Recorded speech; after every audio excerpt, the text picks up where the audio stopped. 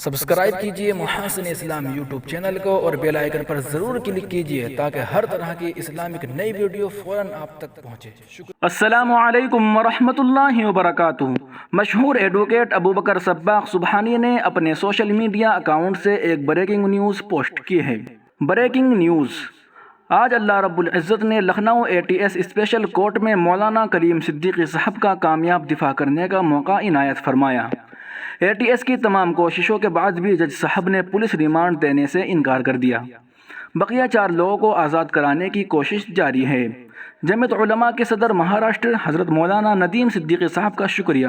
دوستو، اتنی ہی breaking news مشہور ایڈوکیٹ ابوبکر صباغ سبحانی صاحب نے اپنے سوشل میڈیا اکاؤنٹ پر پوسٹ کی ہے۔ معاملہ کیا ہے، میں پوری تفصیل آپ کے سامنے پیش کر رہا ہوں۔ مولانا کلیم صدیقی پر تبدیلی مذہب اور غیر ملکی فنڈنگ کے الزامات عائد۔ تفتیش کے لیے ATS نے 6 ٹیمیں تشکیل دیں۔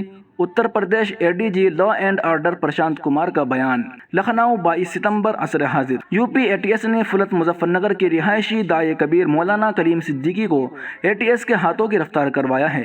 ان پر 2 سنگین الزامات عائد کیے گئے۔ الزامات میں کہا گیا کہ یہ ملک میں تبدیلی مذہب معاملے میں سب سے بڑے سرغنہ ہیں، اور مولانا پر دوسرا الزام ہے کہ وہ جامعہ امام ولی اللہ ٹرسٹ چلاتے ہیں۔ اس ٹرسٹ سے کئی مدرسوں کو فنڈ دیا جاتا ہے، جس کے لیے انہیں بھاری غیر ملکی فنڈنگ حاصل ہوتی ہے۔ Uttar Pradesh ADG law and order Prashant Kumar نے کہا کہ تفتیش سے پتہ چلا ہے کہ مولانا کلیم صدیقی کے ٹرسٹ نے بحرین سے 1,50,00,000 روپے بشمول غیر ملکی فنڈنگ میں 3 کروڑ روپے وصول کیے۔